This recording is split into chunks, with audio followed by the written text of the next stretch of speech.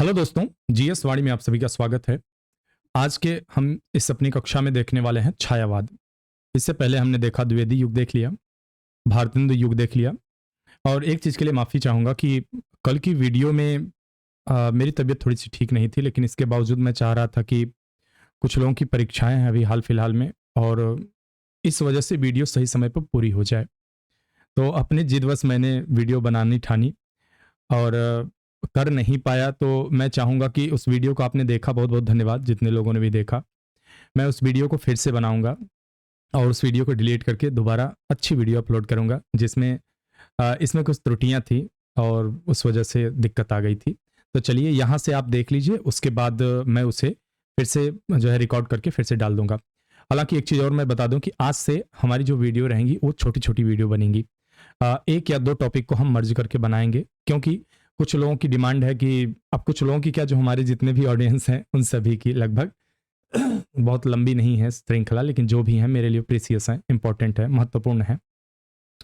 तो उनके बातों को ध्यान में रखते हुए वीडियो हमारी छोटी बनेगी और इसमें हम ध्यान रखेंगे कि एक-एक टॉपिक को अच्छे ढंग से एक्सप्लेन करते हुए चलेंगे और यह आसान भी होगा। कुछ लोगों का कहना है नोट्स बनाना भी आसान हो जाएगा।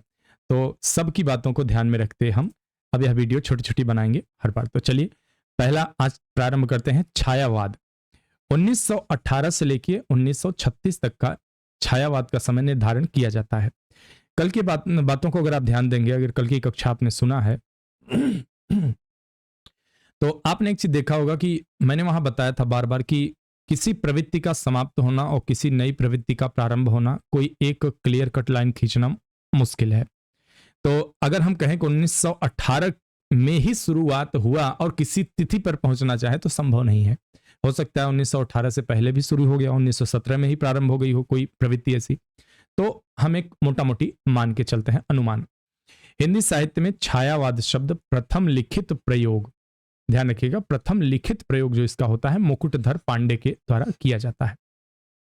मुकुटधर पांडे ने सन 1920 में जबलपुर से प्रकाशित होने वाली पत्रिका श्री शारदा में हिंदी में छायावाद शीर्षक से लेख 4 किस्तों में लिखकर छायावाद की आरंभिक विवेचना की। तो पूछा जा सकता है कि किस पत्रिका से, किस भाषा में, किस स्थान से, यह सब पूछा जा सकता है। यहां चारों तथ्य आपके पास हैं। मुकुटधर पांडे ने अपने लेखों में छायावाद की 5 विशेषताओं का उल्लेख किया है। छायावाद की जो 5 विशेषताएं मुकुटधर पांडे के अनुसार हैं वे हैं वैयक्तिकता, स्वातंत्र चेतना, रहस्यवादिता, शैलीगत वैशिष्ट्य और अस्पष्टता। ये पांचों चीजें छायावाद की कविताओं में, छायावाद की बातों में देखने को मिलेंगी। आज हमने अपने टेलीग्राम ग्रुप में, आपने ध्यान दिया होगा, अगर आप चैनल पे नए हैं तो सब्सक्राइब कर लीजिए, शेयर करिए चैनल को, हमारे ज्यादा से ज्यादा लोगों को लाभ पहुंचाइए। हमारे चैनल पे जो है टेलीग्राम का लिंक लगा हुआ है, आप उसे क्लिक करके टीजीटी पीजीटी वाले उस लिंक तक पहुंच सकते हैं। इसके अलावा यहाँ पर सॉरी, यहाँ पर क्या है कि आज मैंने टेलीग्राम ग्रुप पे राम की शक्ति पूजा पर कुछ संक्षिप्त कुछ टिप्पणी की है। आप उसे जाके वहां सुन सकते हैं कि कैसे निराला जी वहां पर सीता की मुक्ति की बात करते हैं और वे सीता की मुक्ति की बजाय नारी मुक्ति की बात करते हैं। कुछ लोग कहते हैं नारी मुक्ति की बजाय वहां पर जो छायावाद की जकड़न है, जो छायावाद की एक पहचान है, उससे मुक्ति की बात करते हैं। तो इन सब मुद्दों पे हम वहां पे एक ऑडियो मैंने छोटा सा डाला है, उसे आप देख लीजिएगा। उसके अलावा जब हम व्याख्या पाठ पढ़ना शुरू करेंगे काव्य का, तो वहां हम विस्तृत चर्चा करने वाले हैं। सरस्वती पत्रिका जुलाई 1920 ईस्वी के अंक में प्रकाशित मुकुटधर पांडे की कविता कुरकुरी के प्रति, कोररी के प्रति, ठीक है, कुररी के प्रति छायावाद की प्रथम कविता मानी जाती है। रामचंद्र शुक्ल ने मुकुटधर पांडे को छायावाद का प्रवर्तक स्वीकार किया है। अब जब शुक्ल जी ने, ये दादा हैं, अब जब दादा ने ही मान लिया कि छायावाद के प्रवर्तक कौन है, तो बाकी लोगों की बिसात ही क्या, और इनके आगे भला कोई कौन बोलेगा। मुकुटधर पांडे ने आंसू, उद्गार, प्रेम बंधन, पूजा फल, कानन कुसुम आदि रचनाएं लिखी। अब देखिए, आप लोग चाहें तो कुछ लोग ट्रिक बना सकते हैं इस तरह से। देखिए, मुकुटधर पांडे के दिल से उद्गार उत्पन्न हुआ, उद्गार निकला दिल में, तो जब वो उद्गार बनेगा तो क्या होगा, आंखों से आंसू बह बैठे। ठीक है, आंखों से आंसू बैठे, किसी के प्रति प्रेम बंधन महसूस करके, किसी के प्रति प्रेम बंधन महसूस करके उसके बाद क्या किए, उस प्रेम की प्राप्ति के लिए भगवान के पास गए और क्या किए, पूजा और फूल के साथ पूजा की। देखिए याद करने का ट्रिक होता है, उल्टा पुल्टा कुछ भी हो सकता है, ठीक है। तो उसे प्राप्त करने के लिए क्या किया, पूजा किया और उस पूजा के साथ फूल चढ़ाया भगवान को, ठीक है। फूल, कानन, कुसुम, ये सारे पुष्प के पर्यायवाची हैं। तो आप यह याद रख सकते हैं कि अगर इस तरह से है तो मतलब एक ट्रिक बना सकते हैं। थोड़ा सा मैंने बनाने की कोशिश की, फिलहाल मैं नहीं बना पाता ट्रिक कभी। मुकुटधर पांडे को ही द्विवेदी युग का सर्वश्रेष्ठ प्रगीतकार कहा जाता है। तो यह भी पूछा जा सकता है कि द्विवेदी युग का सर्वश्रेष्ठ प्रगीतकार किसे माना जाता। उसके बाद देखते हैं मुकुटधर पांडे लोचन प्रसाद पांडे के छोटे भाई थे। दोनों भाइयों को पांडे बंधु भी कहा जाता है, जैसे मिश्र बंधु हैं। तो आप लोग, फिलहाल मैं प्रश्न पूछ चुका हूं, लेकिन यहां कमेंट करके बताइए मिश्र बंधुओं में कितने भाई थे और उनका अलग अलग नाम क्या था। लोचन पांडे ने ही गीत काव्य शब्द का हिंदी में सर्वप्रथम प्रयोग किया। लोचन पांडे ने गीति काव्य। आचार्य रामचंद्र शुक्ल के अनुसार छायावाद में प्राप्त होने वाली प्रतीक शैली पर फ्रांस के रहस्यवादी कवियों का प्रभाव है। अब इस समय तक अगर बात करें, आप देखेंगे ये बात जब 1918 की कर रहे हैं, तो इस समय बहुत सारे ऐसे जो है देश में कवि थे, लेखक थे, प्रबुद्ध वर्ग के लोग थे जो विदेशों की पत्रिकाएं पढ़ा करते थे। इन्हें अच्छी भाषा में अंग्रेजी का ज्ञान था। कुछ लोग तो अरबी, फारसी, अंग्रेजी, फ्रेंच, कई भाषाओं का ज्ञान रखते थे। तो इन पर प्रभाव क्यों पड़ा, कैसे पड़ा? कैसे पड़ा? जब आप किसी संगत में बैठते हैं, जब किसी प्रकार का आप साहित्य पढ़ते हैं, किसी दूसरे विषय से, किसी दूसरे क्षेत्र का, तो स्वाभाविक रूप से आपके अवचेतन मस्तिष्क में उस प्रकार की विचारधारा स्वयं प्रवेश कर जाती है, स्वयं वह आपके व्यवहार में परिलक्षित होने लगती है। तो इनके ऊपर भी फ्रांस की रहस्यवादी कविताओं का प्रभाव पड़ा, तो निसंदेह पढ़ते रहे होंगे। इन्हें अंग्रेजी या फ्रेंच आती रही होगी। मैथिली, क्योंकि उस समय देखिए अनुदित कविताओं का कहा जाए तो उस समय अनुवाद इतना आसान नहीं था, आज की तरह गूगल नहीं है। उस समय ये सारी चीजें नहीं थी कि आपने तुरंत ट्रांसलेट कर लिया कोई भी चीज। छायावाद के प्रवर्तक और प्रोस्तेता। प्रवर्तक एक तरफ है, एक तरफ प्रोस्तेता है, यानी कि इन्होंने माना उनको कि ये प्रवर्तक हैं। आचार्य रामचंद्र शुक्ल जी, मैथिली शरण गुप्त और मुकुटधर पांडे, इनको प्रवर्तक मानते हैं।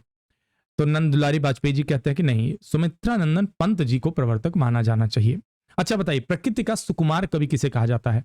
आप लोग अगर वीडियो सुन रहे हैं तो कमेंट जरूर किया करिए, थोड़ा सा समय निकाल लिया करिए। और क्या दिक्कत है, कमेंट करने में कितना टाइम लगेगा, तो कमेंट किया करिए। ये चीज देखिए, इसके दो फायदे हैं। पहली चीज तो मैं सीधा सा बताऊं, जब आप ज्यादा से ज्यादा कमेंट करेंगे तो मेरी वीडियो क्या करती है, यूट्यूब को लगता है कि इनकी वीडियो देखी जा रही है, ठीक है, लोग पसंद कर रहे हैं। तो बहुत लोगों की तो मैं नहीं गारंटी ले सकता, लेकिन एटलीस्ट आप लोग जो हमारे अपने दर्शक हैं खास, ये तो देख सकते हैं, तो कमेंट कर सकते हैं। तो आप लोग किया करिए और एक तरह से आपका रिवीजन भी होता रहेगा। इलाचंद्र जोशी जी कहते हैं कि नहीं, जयशंकर प्रसाद जी को मानना बेहतर है, ये इन सबसे ज्यादा विद्वान व्यक्ति हैं। तो प्रभाकर माचवे जी आते हैं, कहते हैं ना ना, इन सबको छोड़िए, हम माखनलाल चतुर्वेदी जी को मानते हैं। तो हालांकि विवाद तो रहा ही, और इन प्रकार की विचारधाराओं में तमाम विवाद आगे भी देखने को आएगा। अब देखते हैं छायावाद की प्रमुख विशेषताएं। आपको इस बात को हमेशा ख्याल रखना है, जब कोई प्रवृत्ति पढ़ रहे हैं, चाहे आप छायावाद पढ़ रहे हैं, चाहे प्रयोगवाद पढ़ेंगे, चाहे प्रगतिवाद पढ़ेंगे, चाहे नकेनवाद पढ़ेंगे, चाहे प्रपद्यवाद पढ़ेंगे, इन सारे वादों की विशेषताएं आप जरूर याद रखा करिए। विशेषताएं और उसका नामकरण किसने दिया है, नाम दिया है, कौन प्रथम कवि हैं, ये सारी चीजें बहुत जरूरी होती हैं। कभी कभी रचना क्रम भी पूछा जाता है। स्वातंत्र चेतना, छायावादी काव्य की केंद्रीय चेतना स्वातंत्रता की चाह है, मतलब स्वतंत्र होना चाहता है, उन्मुक्त आकाश में उड़ना चाहता है। यह स्वतंत्रता रूढ़ियों से, धर्म से, समाज से। अब देखिए यहां कहीं ना कहीं आप देखेंगे कि यह आगे चल के आप प्रयोगवाद में और प्रगतिवाद में ये सारी चीजें अपने उन्मुक्त रूप में देखना शुरू, यहां प्रयास है, ठीक है। छायावाद में क्या हो रहा है, प्रयास चल रहा है इन सब चीजों से मुक्त होने का, और वहां कविताओं में स्पष्ट दिखना प्रारंभ कर देंगे। व्यक्तिकता, छायावादी काव्य समाज में व्यक्ति के स्वतंत्र अस्तित्व की कल्पना करता है। व्यक्ति के स्वतंत्र अस्तित्व के मतलब जो कविता है, कविता के केंद्र में क्या है, कविता के केंद्र में व्यक्ति होना चाहिए। अभी तक क्या था, कविता के केंद्र में रस होता था, कविता के केंद्र में राजा होते थे, कविता के केंद्र में नायिका होती थी, कविता के केंद्र में कुछ खास जो है कहा जाए तो रसिक विषय होते थे। लेकिन अब क्या हुआ, अब कहा कि नहीं, कविता के केंद्र में क्या होना चाहिए, व्यक्ति होना चाहिए, व्यक्ति की स्वतंत्रता होनी चाहिए, कल्पना उसकी होनी चाहिए। अनुभूति की प्रतिष्ठा, छायावादी कवियों ने व्यक्तिक अनुभूतियों की अभिव्यक्ति पर जोर दिया। मतलब व्यक्तिगत अनुभूति, जो व्यक्ति की अनुभूति, वो क्या सोचता है, उसे क्या अनुभव होता है, उसके अपने विचार क्या है, सुख दुख अवसाद घृणा, ये सारी चीजों की अभिव्यक्ति। कविता को विचारों एवं तथ्यों से परे तथा अनुभूति से निर्मित माना। उन्होंने कहा कि यहां पर कपोल कल्पना केवल विचारों से काम नहीं चलेगा, यहां क्या हो गया, जो विचारों के परे है, ठीक है, जिसे अनिर्वचनीय कहा जाए, जिसे वर्णन करना मुश्किल है, तथ्यों से परे, और जो अनुभूति से निर्मित हुआ हो, जिसे महसूस किया गया हो। वेदना की विवृत्ति, छायावादी कविता वेदना से भरी है। मैं नीर भरी दुख की बदरी। आपने इससे पहले मैंने बता रखा है, आपने देखा होगा। छायावादी कवि चाहते हैं क्या, कि मुझे इसी वेदना में रहने दो, मुझे निकालो मत इससे। वे क्या कहते हैं, मैं नीर भरी दुख की बदली, ठीक है, वे कहते हैं मैं नीर भरी दुख की बदली। कौन कहता है, महादेवी वर्मा जी। उसके अलावा देखिए यहां पे आ गया ना महादेवी जी का ही, उन्हीं का उल्लेख है, मैं ध्यान नहीं दिया। हाँ, वेदना पीड़ा नहीं देती बल्कि काम में और सुंदर है। मतलब काम में मतलब मेरी इच्छा, ठीक है, मेरी इच्छा है इसे प्राप्त करने की, और मुझे मिला, मेरी इच्छा थी, मैं चाहती थी, ठीक है। महादेवी जी क्या कहते हैं, मिलन का मत नाम लो, मिलन का मत नाम लो, मैं विरह में चिर हूं, ठीक है। तो इन्हें इस दुख से, इस वेदना से कष्ट नहीं है, बल्कि यह उसमें काफी आनंदित है। प्रेमानुभूति, छायावादी प्रेम की अनुभूति की दिशा मानव, प्रकृति और ईश्वर तक व्याप्त है। इनका प्रेम, जैसा कि आपने क्या देखा, रीति काल में आपने क्या देखा, प्रेम जो था वह क्या था, शरीरी था। प्रेम क्या था, व्यक्तिगत था, वैयक्तिक था, शरीरी था, कामुक था। लेकिन यहां क्या है, यहां मानव, प्रकृति और ईश्वरीय, यानी कि यह लौकिक से अलौकिक प्रेम की बात करते हैं, परा से अपरा की बात करते हैं, इस लोक से उस लोक की बात करें, इह लोक से परलोक की बात करते हैं। यहां प्रेम देखिए आगे आगे ना, अशरीरी है और भोगवादी नहीं है। यहां प्रेम क्या कह रहा है, यहां के प्रेम को भोग नहीं चाहिए, वासना नहीं चाहिए, लिप्सा नहीं चाहिए। यहां का प्रेम तो अशरीरी है, यहां का प्रेम तो ईश्वरीय है। सौंदर्य चेतना, छायावादी कवियों की सौंदर्य चेतना अत्यधिक उदार, उदात्त एवं विशाल है। उसमें मानव, प्रकृति और भावों के गहरे लोक समाहित हैं। देख रहे हैं ना, क्या कमाल की बात कह रहे हैं। सौंदर्य चेतना अत्यधिक उदार है और उदात्त, विशाल, मतलब वह शरीरी नहीं है, वह यह नहीं है कि उसके अंग प्रत्यंग की चर्चा करना ही वह नहीं है। वो क्या कर रहे हैं, अंग प्रत्यंग से ऊपर उठ के। यहां नख सिख की बात नहीं हो रही, यहां तो अलौकिक प्रेम की बात हो रही है। उसमें मानव, प्रकृति, भावों के गहरे लोक, भावों के गहरे लोक में गोता खा रहे हैं, भावों के सागर में गोता खाते हुए। प्रकृति चित्रण, छायावादी काव्य में प्रकृति का स्थान अन्यतम है, ठीक है, सर्वश्रेष्ठ है। छायावादी काव्य प्रकृति के अभाव में प्राणहीन है। यहां देखेंगे ना, हर कोई प्रकृति के गोद में बैठ के कविता लिख रहा है, और यहां तो पंत जी ऐसे हैं, को झील में निकल जाते हैं और एक कविता लिख रातों रात रात झील में बिता देते हैं, चांदनी रात को देखते हुए पूरी रात बिता देते हैं, ठीक है। और ऐसे बहुत सारी चीजें हैं। प्रकृति आलंबन, मतलब प्रकृति को ही आधार भी बनाना है, उद्दीपन, और प्रकृति ही कारण बन रही है। मानवीकरण, और प्रकृति को मानव स्वरूप समझा रहा है, प्रकृति का मानव के रूप में कल्पना की जा रही कि प्रकृति एक स्त्री स्वरूप है, पुरुष स्वरूप है। दूती, रहस्यवादी रूप में विशद चित्रण हुआ है प्रकृति का। राष्ट्रीय स्वर, छायावादी कवि को राष्ट्र और संस्कृति की व्यापक गौरवमयी धरोहर से प्यार था। यहां देखिए, इन्होंने कविता को केवल दरबारी काव्य बना के नहीं रखा, इन्होंने कविता को केवल अपने शरीरी प्रेम तक सीमित नहीं रखा, इन्होंने कविता को केवल नख सिख तक सीमित नहीं रखा, इन्होंने कविता को केवल आचार्यत्व पांडित्य के बीच नहीं रखा। इन्होंने क्या किया, कविता को देश प्रेम से जोड़ डाला।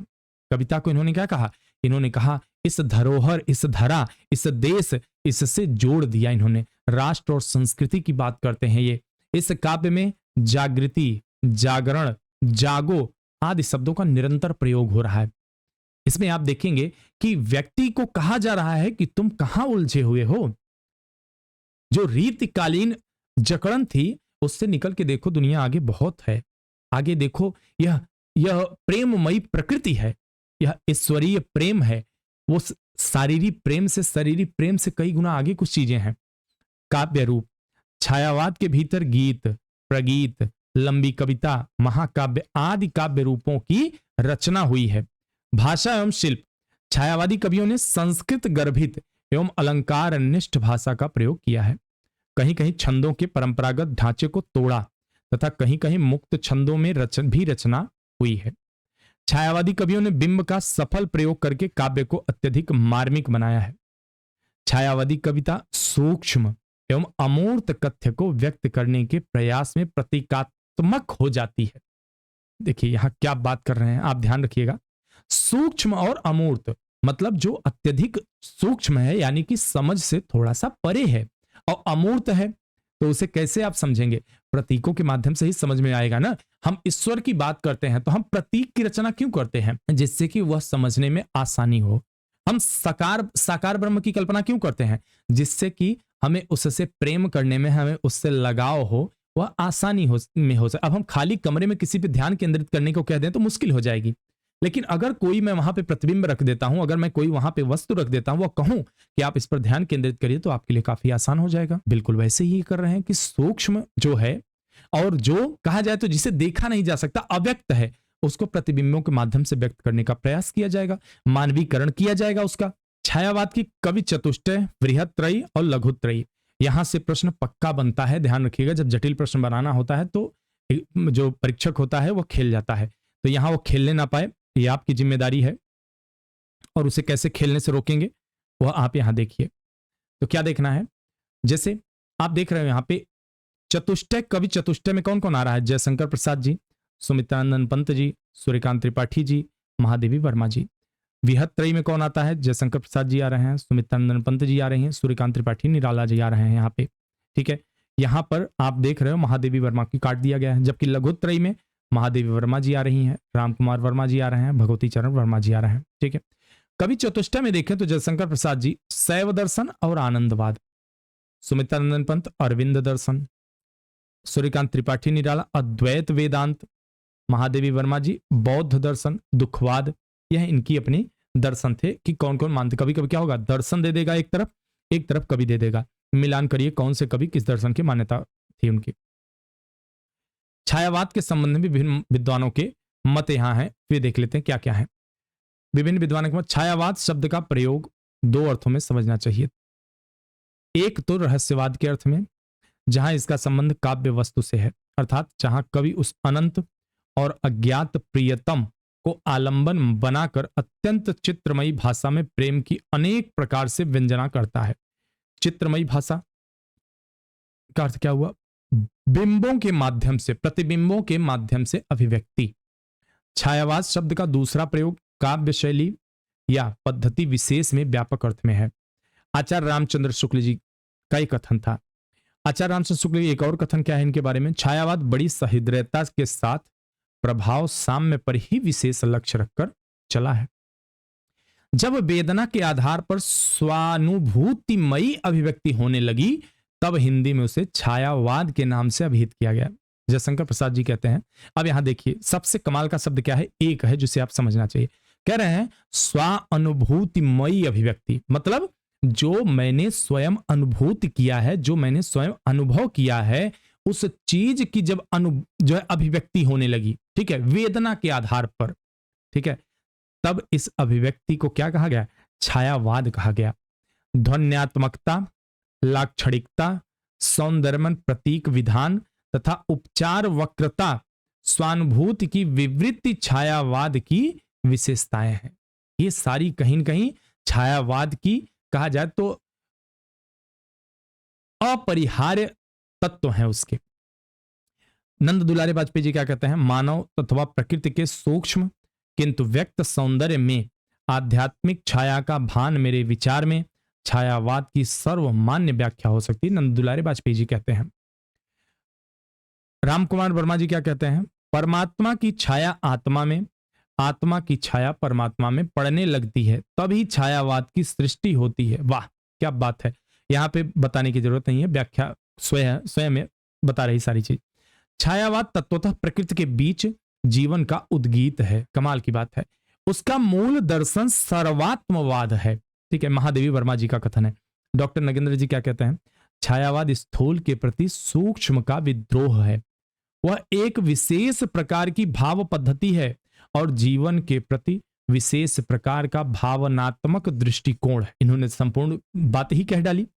छायावाद स्थूल के प्रति सूक्ष्म का विद्रोह नहीं रहा, वरन थोथी नैतिकता, रूढ़िवाद, सामंती साम्राज्यवादी बंधनों के प्रति विद्रोह रहा। रामविलास शर्मा जी कहते हैं, परंतु यह विद्रोह मध्य वर्ग के तत्वाधान से हुआ था, इसलिए उसके साथ मध्यवर्गीय असंगति, पराजय, पलायन की भावना भी जुड़ी हुई थी। ये कहते हैं अपनी जिम्मेदारियों से, अपने जो है कर्तव्य से भागना, पलायन करना, और जो मध्य वर्गीय जीवन की विसंगति होती है, उसमें जो कुंठा होती है, उसमें जो और भी विभिन्न प्रकार के भाव होते हैं, केवल उन्हीं की अभिव्यक्ति थी। और केवल मध्यम वर्ग, ध्यान, इन्होंने कहा मध्य वर्ग, ठीक है।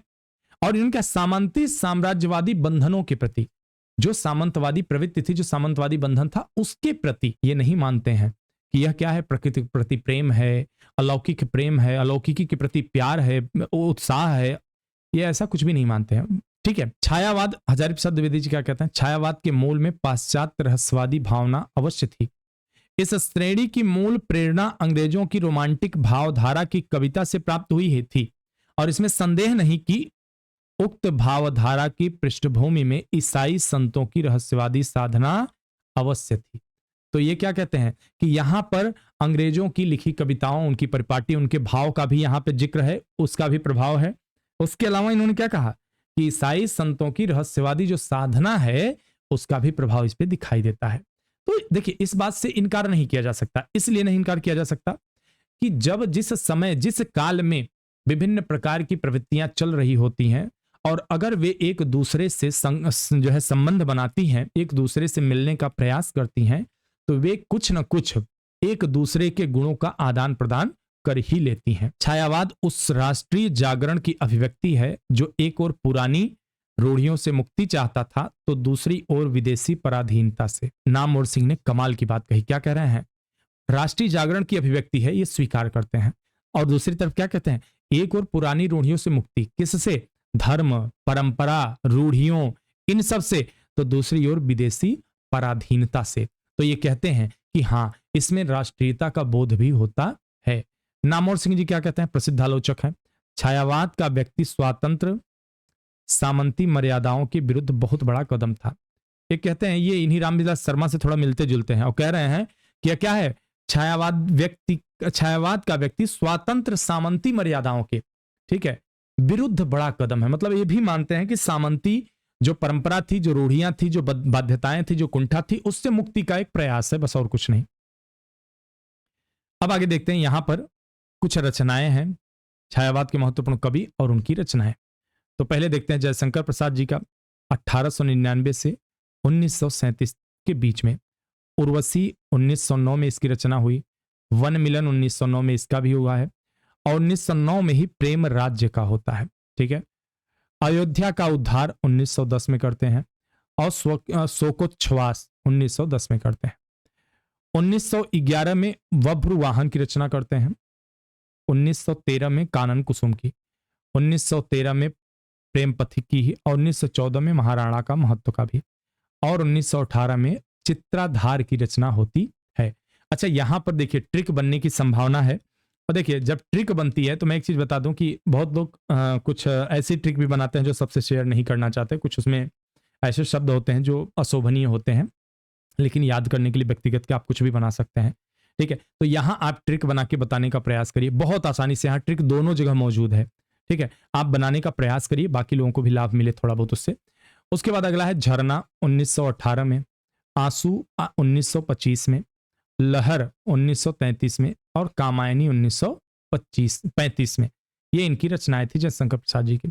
सूर्यकांत त्रिपाठी निराला जी की देखते हैं 1899 से 1961 के बीच।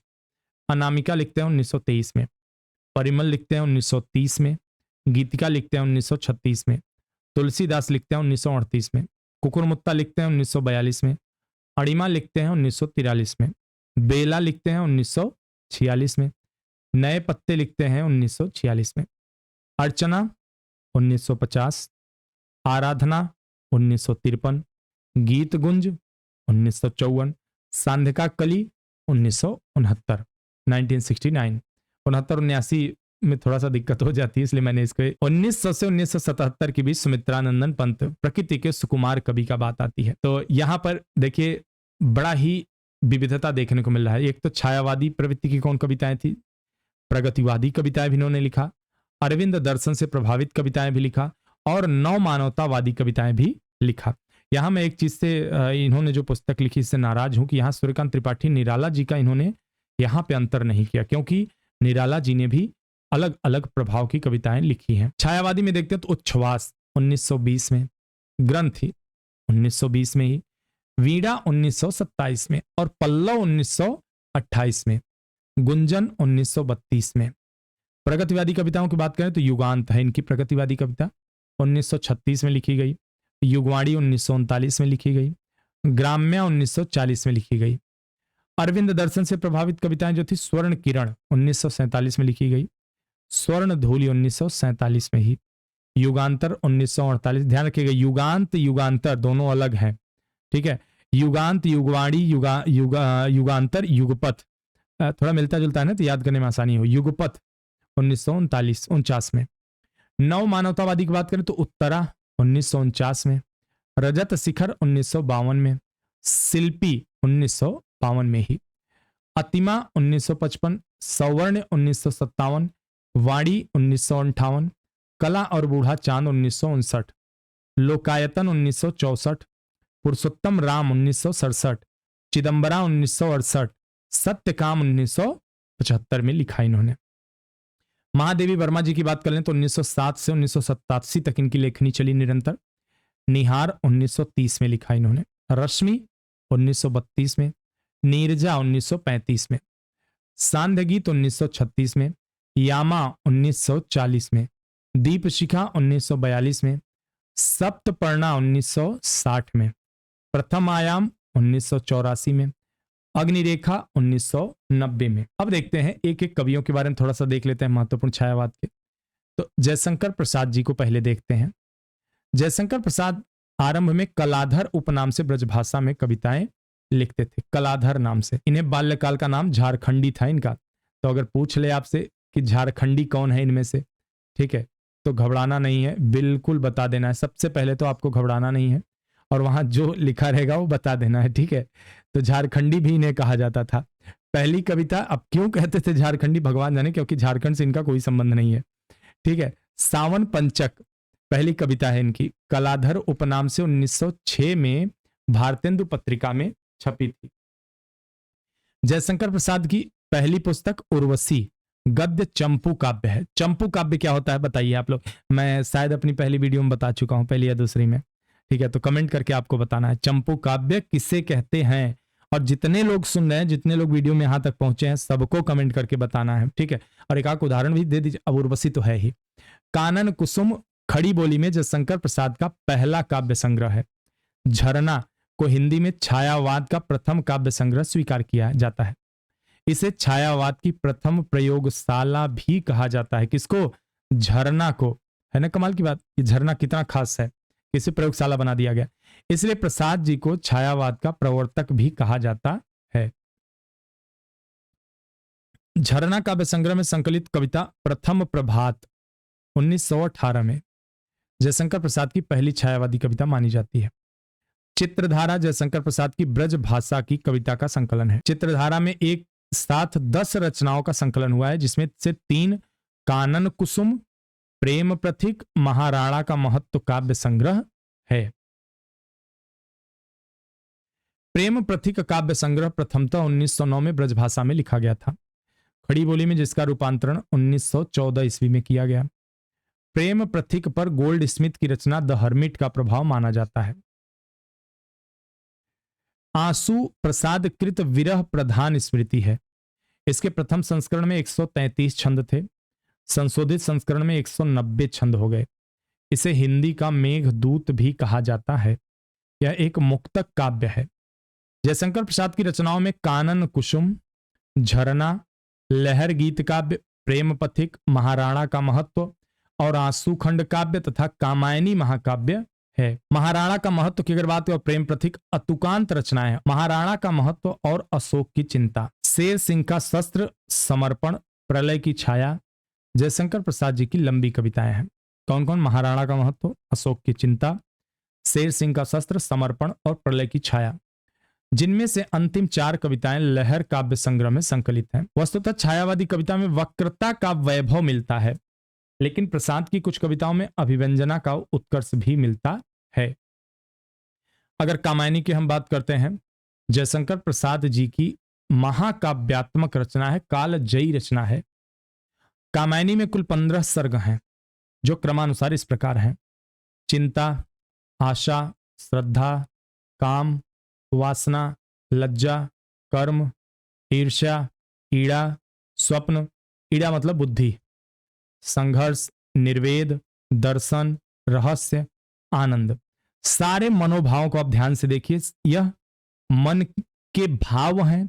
इसके अलावा मनुष्य का जीवन इन्हीं भावों के बीच में, इन्हीं विचारों के बीच में हमेशा उलझा रहता है। तो बड़ा ही यह बेहतरीन रचना है इनकी।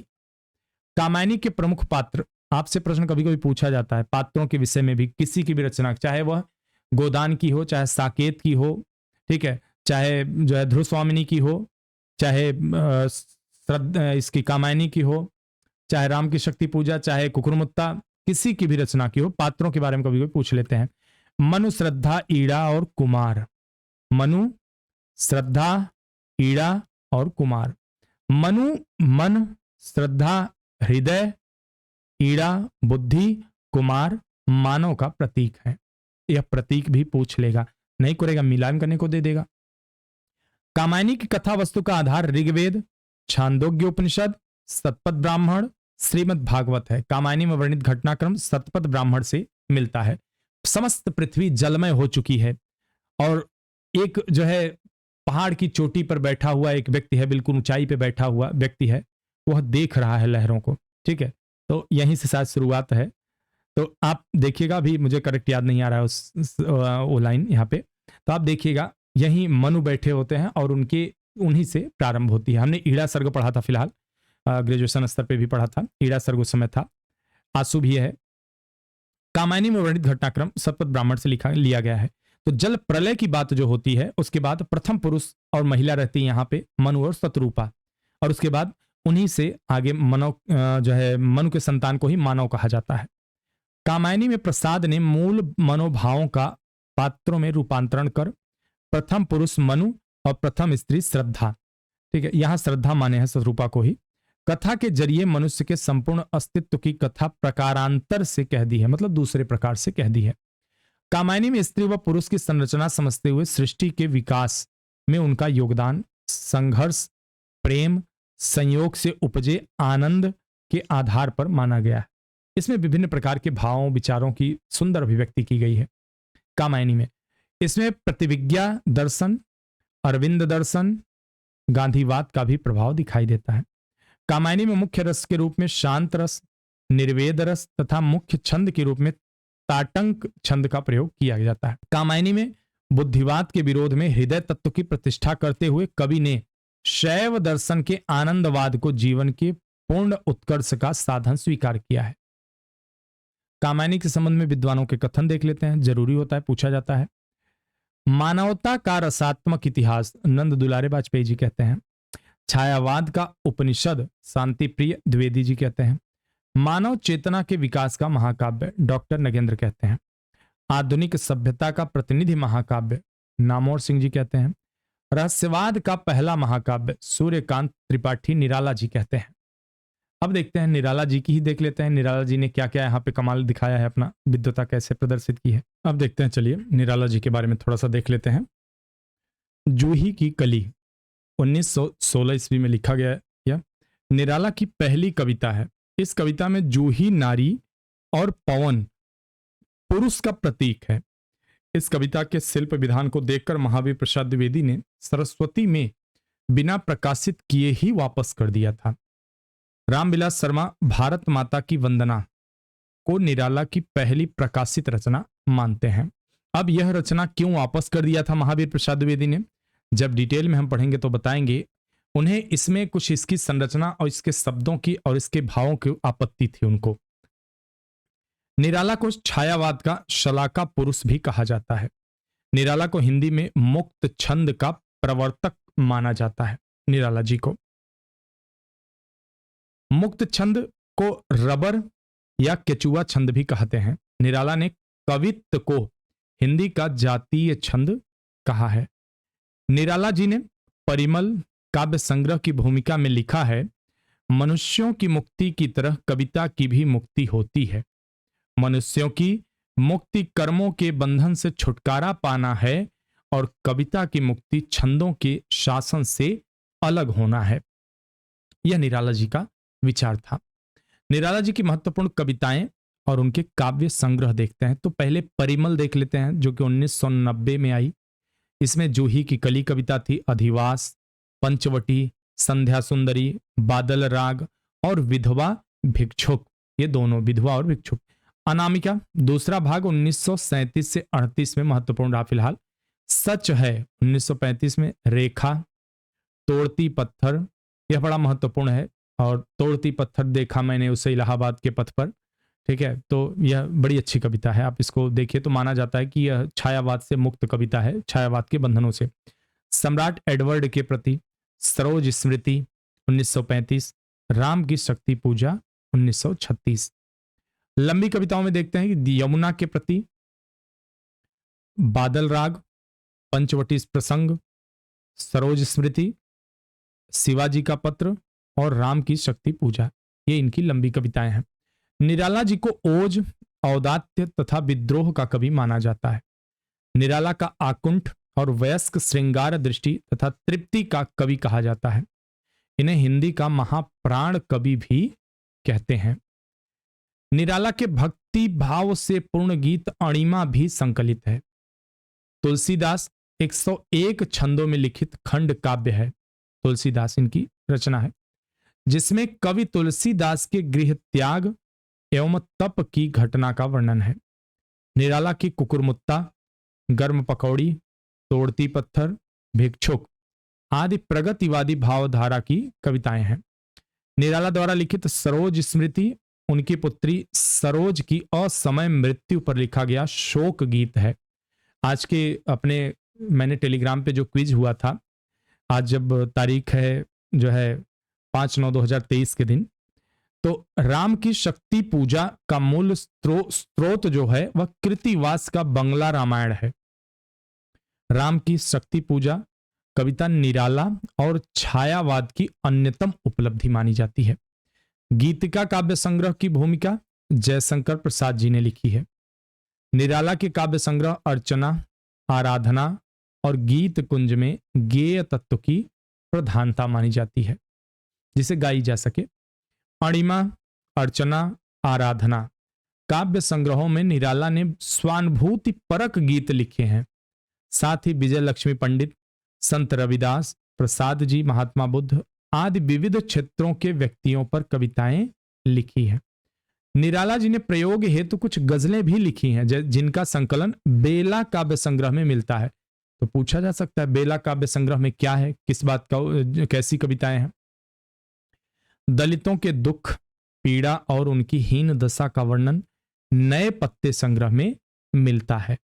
तो इनका आप देखेंगे, जो मैंने अभी बोला तोड़ती पत्थर आपने कविता देखी पीछे, और यह नए पत्ते, इन दोनों को देखेंगे तो आपको लगेगा कि निराला जी प्रकृति और जो है रहस्यवाद, इन सब से कहीं हट के कुछ चीजें सोच रहे हैं। बाकी कवि परंपरा से हट के कुछ चीजें सोच रहे हैं जो उन्हें छायावाद से अलग दिखाती है। सांध्य काकली निराला का अंतिम काव्य संग्रह। अंतिम काव्य संग्रह कौन सा है? सांध्य काकली, ठीक है। पत्रोत्कंठित जीवन का विष बुझा हुआ है अंतिम कविता। पत्रोत्थित जीवन का विष बुझा हुआ है अंतिम कविता है। अब देखते हैं पंत जी को। सुमित्रानंदन पंत के बचपन का नाम गुस्साई दत्त था। पहली कविता गिरजे का घंटा 1916 में थी।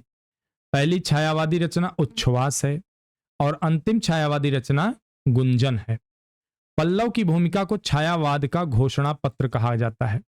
सुमित्रानंद पंत अरविंद दर्शन से प्रभावित थे।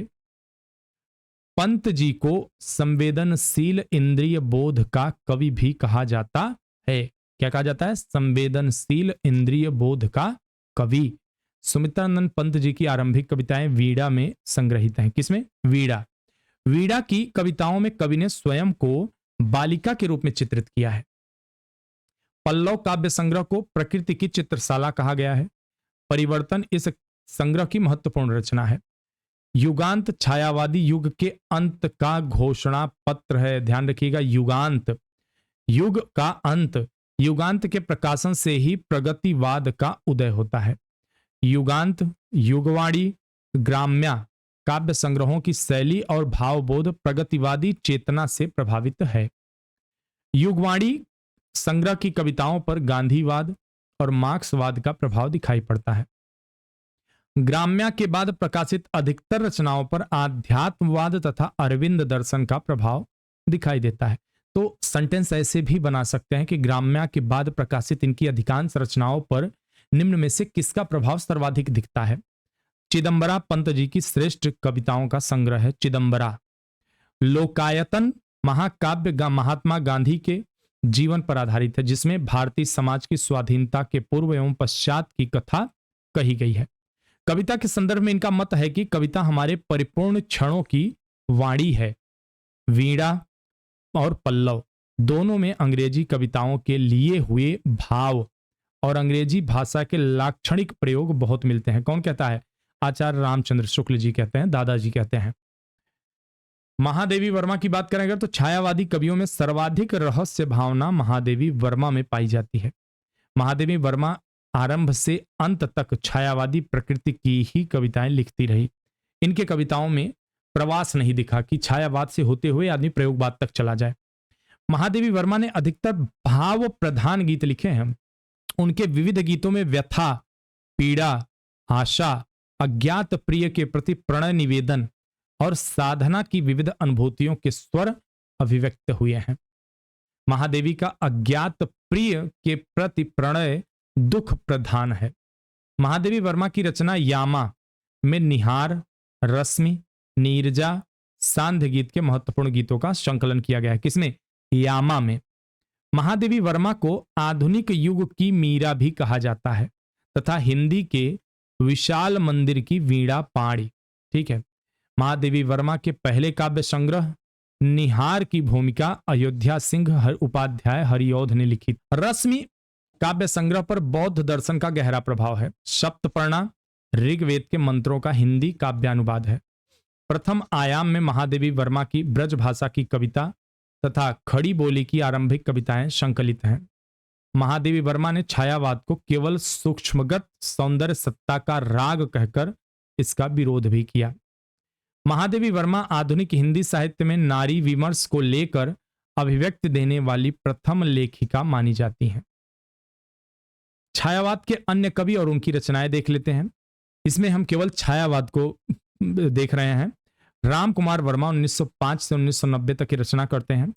रूपराशि 1931 में, निशीथ, चित्ररेखा 1935, आकाश गंगा इनकी रचना है। उदय शंकर भट्ट जी 1898 से 1966 तक लिखते हैं। तक्षशिला महाकाव्य 1931 में, तक्षशिला महाकाव्य है 1931 में लिखी गई। राका, मानसी, विसर्जन। युगदीप 1944, अमृत और विष, यथार्थ और कल्पना। नेपाली सिंह गोपाल सिंह नेपाली 1913 से 1963 तक। उमंग 1933 में, पक्षी 1934 में, रागिनी 1935 में, पंचमी 1942 में, नवीन 1944 में, नीलिमा 1945, हिमालय ने पुकारा। अब देखते हैं यहां पे एक और चीज, ब्रज काव्य परंपरा, ब्रज भाषा काव्य परंपरा के रचनाकार उनकी रचनाएं कभी देख लेते हैं। पहले रामचंद्र शुक्ल जी यहां आ रहे हैं 1894 से 1941 तक। बुद्ध चरित, एडविन अर्नाल्ड के लाइट ऑफ एशिया का ब्रजभाषा में अनुवाद 1922 में। किसका? एडविन अर्नाल्ड का लाइट ऑफ एशिया का ब्रजभाषा में अनुवाद बुद्ध चरित के नाम से। राय कृष्णदास 1892 से लेकर 1988 तक। ब्रज रज 1936 में लिखा। वियोगी हरि 1895 से लेके 1988 तक। वीर सतसई 1927 से लेके 1927 में। और चरखा किशोरी दास वाजपेयी 1898 से 1981 तक ये लेखन करते हैं। तरंगिणी 1936 में प्रकाशित होती है। अनूप शर्मा 1900 से 1966 के बीच लिख फिर मिलबो, मतलब फिर मिलोगे। चंपू काव्य 1938 में।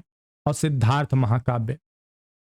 उमाशंकर वाजपेयी उमेश उपनाम है इनका, 1907 से 1957 तक। ब्रज भारती लिखा। रामचंद्र शुक्ल की प्रमुख कविताएं हृदय की मधुभार, मनोहर छटा, आमंत्रण, मनोहर छटा, आमंत्रण, विरह सप्तक, भारतेंदु जयंती। यह तो छायावाद रहा। अब देखते हैं थोड़ा सा छायावाद से हट के थोड़ा सा देख लेते हैं। छायावाद का ही हिस्सा है यह भी, इसको थोड़ा देख लेते हैं, जिसे उत्तर छायावाद कहा गया। ऐसे कवि जिन्होंने काव्य लेखन छायावादी युग से आरंभ किया तथा जो आगे भी लिखते रहे, किंतु उनका लेखन न तो विशुद्ध छायावादी प्रवृत्ति का रहा और न ही विशुद्ध प्रगतिवादी धारा का। ऐसे कवियों को विवेचन रामस्वरूप चतुर्वेदी तथा बच्चन सिंह ने अपने इतिहास के क्रमशः उत्तर छायावाद और उत्तर स्वच्छंदतावाद युग नाम दिया। डॉक्टर नगेंद्र ने अपने इतिहास में ऐसे कवियों की धारा को राष्ट्रीय सांस्कृतिक काव्य धारा, प्रेम और मस्ती का काव्य नाम दिया है। इस पुस्तक में जो है विभाजन का अनुसरण किया गया है। कवियों विभाजन को देखते हैं कैसे कैसे किया गया है। सांस्कृतिक काव्य धारा के कवि और उनकी रचनाएं, यह उत्तर छायावादी है, ध्यान रखिएगा। माखन लाल चतुर्वेदी 1889 से 1968 तक। हिम करीटिनी लिखते हैं 1941 में। हिम तरंगिणी 1948 में।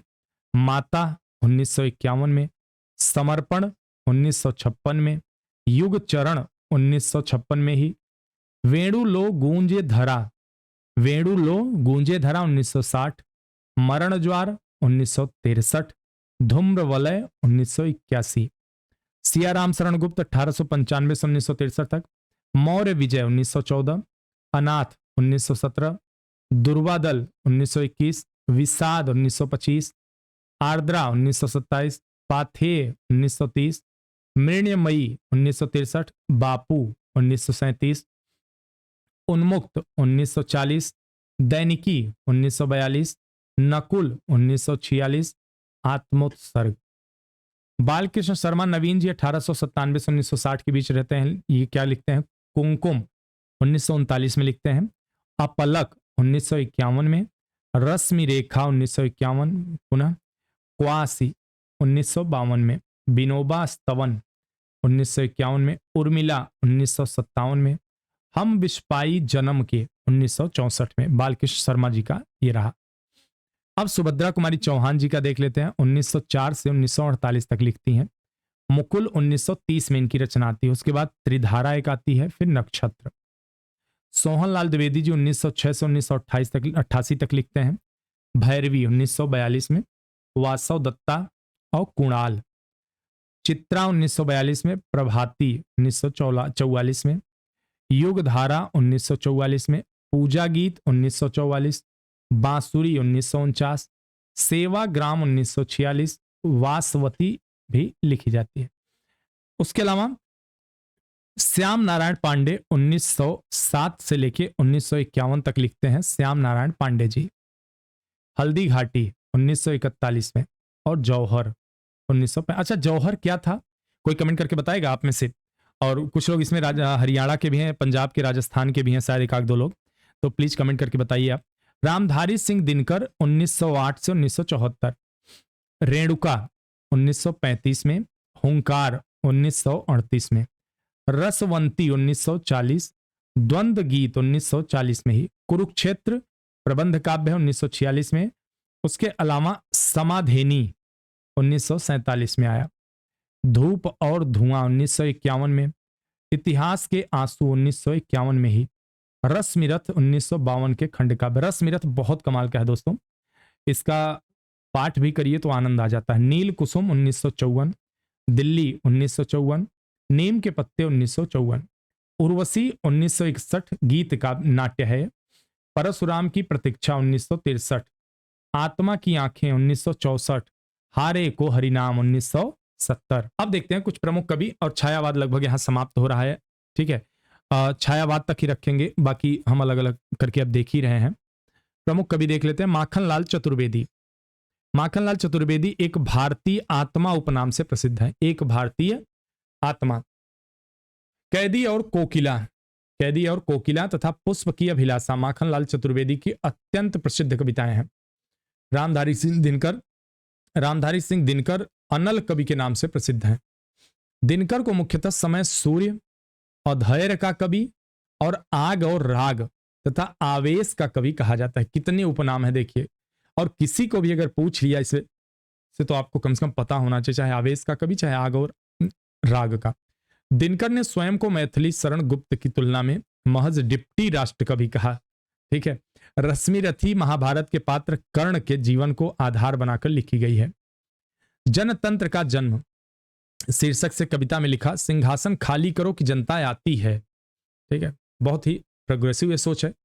दिनकर की आरंभिक रचनाओं में रेणुका और हुंकार को लेकर तत्कालीन अंग्रेजी सरकार ने दिनकर से स्पष्टीकरण मांगा था। कुरुक्षेत्र की कथा वस्तु महाभारत के शांति पर्व से प्रभावित है। यह रचना मूलतः महाभारत के भीष्म युधिष्ठिर संवाद से है। कुरुक्षेत्र को ही आधुनिक युग का गीता कहा जाता है। आधुनिक युग की गीता उर्वशी, पुरुरवा और उर्वशी के प्रेम चित्रण पर आधारित है। ठीक है, यहां थोड़ा सा समझने में आप फिर से, उर्वशी जो इनकी रचना है यह पुरुरवा और उर्वशी दोनों के प्रेम का जो है रचना है, प्रेम की। परशुराम की प्रतीक्षा भारत और चीन युद्ध को आधार बनाकर लिखी गई रचना है। रामधारी सिंह दिनकर राष्ट्रीय जागरण और भारतीय संस्कृति का कवि के रूप में स्वीकृति है इनकी। अन्य बिंदुओं को देख लेते हैं। श्री राम शरण गुप्त कवि मैथिली शरण गुप्त के अनुज थे। सियाराम शरण गुप्त। सियाराम शरण गुप्त की प्रथम कविता 1910 ईस्वी में इंदु पत्रिका में प्रकाशित हुई थी। इनका प्रथम काव्य संग्रह मौर्य विजय 1914 में आया था। बालकृष्ण शर्मा नवीन उपनाम से कविता लिखते थे। नवीन के उपनाम से कविता ये करते थे। इनका प्रथम काव्य संग्रह कुमकुम है। ठीक है। जलियांवाला बाग, झांसी की रानी, झंडे की इज्जत में, स्वदेश के प्रति प्रेम आदि सुभद्रा कुमारी चौहान की महत्वपूर्ण कविताएं हैं। यहां देखिए, चलिए अब यहां चार्ट एक देख लेते हैं। चार्ट के माध्यम से कुछ चीजें हैं, यहां देखते हैं। व्यक्तिगत प्रेम की कविताएं, यहां पे प्रेम और मस्ती का काव्य। भगवती चरण वर्मा 1903 से 1981 के बीच। मधुकण 1932 में आई। प्रेम संगीत 1937 में। मानव 1940 में। रंगों से मोह 1962। एक दिन, सविनय और एक नाराज कविता 1984। हरिवंश राय बच्चन जी 1907 से 2003 के बीच, इन्हें कौन नहीं जानता, अमिताभ बच्चन के पिताजी हैं। मधुशाला 1935 में आई, बहुत बढ़िया है और कभी मौका मिले तो पढ़िए जरूर। मधुबाला 1936 में। मधु कलश 1937। निशा निमंत्रण 1938। एकांत संगीत 1939। आकुल अंतर 1943। सतरंगिनी 1945। बंगाल का अकाल 1946। हलाहल 1946 में ही। खादी के फूल 1948 में। मिलन यामिनी 1950 में। धार के इधर उधर 1957 में। आरती और अंगारे 1958। बुद्ध और नाचघर 1958। त्रिभंगिमा 1961। चार खंभे 64 खूंटे 1962। जल समेटा 1973। सो हम हंस 1981। हरिकृष्ण प्रेमी देख लेते हैं, 1908 से 74 के बीच इन्होंने लिखा। आंखों में 1928 में आई। आंखों में जो रचना थी इनकी 1928 में आई। अनंत के पथ पर 1932 में। जादूगरनी 1932 में पुनः। अग्निगान 1940 में और वंदना के बोल। नरेंद्र शर्मा देखते हैं 1913 से 1989 तक लिखते हैं। प्रभात फेरी 1938। प्रवास के गीत 1939। पलाश वन 1940। मिट्टी और फूल 1942। कामिनी 1942। हसमाला 1947। रक्तचंदन 1948। अग्निशस्य 1950 में। द्रौपदी 1961। कदलीवन 1953। उत्तर जय 1965। बहुत रात गए 1967। सुवर्णा 1971। सुवीरा 1973। रामेश्वर शुक्ल अंचल उपनाम अंचल है इनका, 1915 से 1995 के बीच। मधुलिका 1938 में। अपराजिता 1939। किरण बेला 1941। करील 1942। लाल चूनर 1944, वर्षांत के बादल 1954, विराम चिन्ह 1957, जानकी वल्लभ शास्त्री 1916 से 2011 के बीच, रूप अरूप 1940 में, तीर तरंग 1944 में, सिप्रा 1945 में, मेघ गीत 1950 में, अवंतिका 1953 में, राधा महाकाव्य है। रामेश्वर शुक्ल अंचल को हिंदी साहित्य में मांसलवाद का प्रवर्तक माना जाता है। श्यामलाल पार्षद ने मार्च 1924 में प्रसिद्ध राष्ट्रगीत झंडा ऊंचा रहे हमारा की रचना की थी।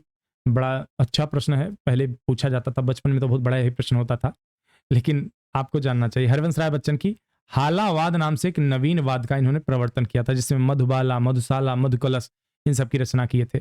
हरिवंश राय बच्चन पर उमर खयाम की रुबाइयों का गहरा प्रभाव पड़ा। इससे प्रेरित होकर उन्होंने ही ये मधुबाला, मधुशाला, मधुकलश की रचना की। हरिवंश राय बच्चन को हिंदी का बायरन भी कहा जाता है। खादी के फूल सुमित्रा नंदन पंत और हरिवंश राय बच्चन की संयुक्त रूप से लिखित रचना है। यह कमाल का बात है ना, यहाँ पे यह शायद ही, मुझे नहीं, आपको पता ही होगा, हो सकता है आप लोगों में से कईयों को पता हो, लेकिन कई लोगों को नहीं पता होगी। तो चलिए मित्रों, भावी शिक्षकों, यहां पर समाप्त होता है हमारा छायावाद, और अब हम आपसे मिलते हैं अगली वीडियो में प्रगतिवाद और प्रयोगवाद लेके, क्योंकि प्रगतिवाद भी बहुत बड़ा नहीं है और प्रगतिवाद भी, इसलिए दोनों को मर्ज कर देंगे। तो यहाँ पे छायावाद समाप्त हुआ। अगर आप हमारे चैनल पे नए हैं, अभी तक अगर बने हुए हैं तो नए तो नहीं होंगे, और अगर नए हैं तो बहुत बहुत धन्यवाद आपका। वीडियो को सब हमारे जो है ज़्यादा से ज़्यादा शेयर करिए लोगों तक, और सब्सक्राइब नहीं है तो सब्सक्राइब भी कर लीजिए। कितना टाइम लगेगा, 1 सेकंड का वक्त लगता है, लेकिन हमें, हमारे ऑडियंस है वो बढ़ रही है, जिसके लिए हम मेहनत कर रहे हैं, वो भी हमें कुछ सहयोग कर रहे हैं। चलिए इसी के साथ धन्यवाद।